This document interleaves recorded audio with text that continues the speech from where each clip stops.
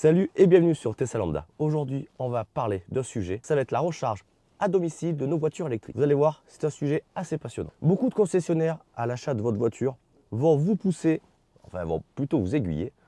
Ils vont vous dire, ah, avec votre voiture, il faut absolument une borne de recharge parce que vous chargerez plus vite. Oui, c'est pas faux, mais on attend réellement l'utilité et le besoin. Ça va être, pour ma part, c'est ce que je dis, spécifique en fonction de la manière dont vous roulez.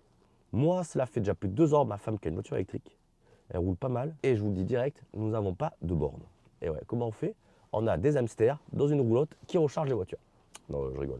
Je vous montre un petit peu plus près comment ça se passe chez moi et je vous explique. Donc là, on peut constater dans l'onglet recharge qu'ici, j'utilise un courant de charge de 16 ampères. Ça équivaut à peu près à un peu plus de 3 kW en termes de puissance. Je crois que c'est 3,4 kW. Donc évidemment, pour cela, il faut une prise renforcée. On se retrouve dans le garage. Donc vous avez compris, j'utilise en fait les chargeurs qu'il y a d'origine pour les voitures. Tout le monde parle souvent d'installer une borne. Moi personnellement, je ne suis pas du tout pour. Je ne vois pas l'intérêt d'installer une borne à domicile pour charger plus vite. Parce que ça fait quand même déjà plus de 2 ans qu'on roule en électrique et on n'utilise que des petits chargeurs.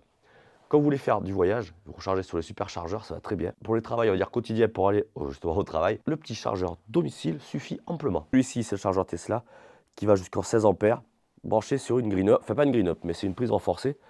Et celui-ci, c'est celui d'origine de la petite Corsa, qui est en 8 ampères. Donc là, lui, il charge très peu sur une prise normale, et une prise spécifique. Ma femme fait à peu près 70 km par jour pour aller au travail, et beaucoup d'autoroutes, et ça suffit amplement pour charger la Corsa. Moi, la mienne, c'est que j'utilise que de temps en temps, on va dire surtout les week-ends, et donc la recharge en une nuit, ça me suffit. Pareil, amplement. Si elle a besoin d'une plus grosse recharge, elle va partir là-dessus. Mais on n'a pas encore ressenti en fait, le besoin d'avoir une borne.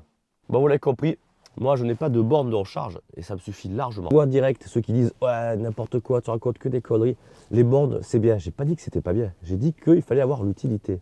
Et dépenser entre 500 et 700 € dans l'installation d'une borne, si tu utilises ta voiture pour aller au travail tous les jours et que tu fais environ 100 km, tu n'as pas besoin d'une borne. La voiture, pendant 8 heures, elle va charger. Le lendemain, tu repars pour la même chose.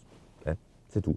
Après une borne, mais évidemment, plus il y a de capacité, plus il y a de puissance, mieux c'est. Mais voilà, il faut faire le pour et le contre en fonction de ton budget que tu as. Parce que si tu peux économiser 500 €, c'est pas négligeable. Alors évidemment, les personnes qui vont faire beaucoup de kilomètres, installer une borne, c'est intéressant. C'est où c'est intéressant, c'est si tu arrives très tard la nuit et que tu vas repartir de bonne heure le matin. Effectivement, tu peux te retrouver un petit peu limite, ça c'est sûr. Donc sur une nuit de 8 heures, je vais recharger 24 kWh. Donc ça équivaut à peu près à une 150 bornes. Voilà, je gagne à peu près 150 bornes par nuit de recharge. Mais les personnes qui ont besoin de moments spécifiques, évidemment, là, je dis pas, je ne suis pas contre. Mais bon, pour le moment, si je veux recharger, ça me suffit pour aller à un superchargeur. Et du coup, je vais sur le superchargeur et je recharge plus et vite pour faire les trajets. Il y en a plein qui achètent des bornes, mais ils n'en ont pas du tout l'utilité. Ça ne sert à rien pour les petits rouleurs ou pour les rouleurs lambda comme moi, alors qu'on peut faire 70 km par jour pour aller au travail et vous n'avez pas besoin d'une borne qui charge à 7 kg. Et c'est plutôt, on va dire, utile pour les personnes qui ont une très très petite coupure de nuit, prêt à 1 h du matin et repartir à 6 h. Là, je dis pas, c'est un peu juste, mais je prends un superchargeur qui est pas loin et ça va faire le pli. Donc voilà, désolé pour la voix. C'est pas la meilleure période pour ça. Mais je voulais quand même faire une petite vidéo là-dessus pour vous dire comment moi je rechargeais. Je ne suis pas contre évidemment les bornes de recharge, c'est suivant en fait votre utilité, évidemment. Mais c'est juste pour vous montrer qu'il est tout à fait possible d'avoir une voiture électrique, de rouler quand même pas mal et de ne pas installer, vous n'êtes pas obligé d'installer une borne. Le chargeur maison, ça suffit. À ce moment-là, si vous chargez en 16 ampères, par contre, il faut la prise renforcée parce que sinon ça va étirer un peu trop. Et sinon, sur une prise normale dédiée au chargeur, 8 ampères, pas plus. Que ça évite que ça tire trop dessus. Nous, ça fait 2 ans que c'est comme ça, il n'y a aucun souci. Donc la petite Corsa, elle charge sur 8 ampères. Donc tout doucement. Et moi, la mienne, elle est sur le 16 ampères quand j'ai besoin de charger avant de partir un week-end ou n'importe. Voilà, c'est largement suffisant. C'était juste pour partager la petite expérience, mon expérience en tout cas en voiture électrique et pour les recharges. Allez, écoutez, je vous remercie et merci pour les abonnés qui arrivent sur cette chaîne.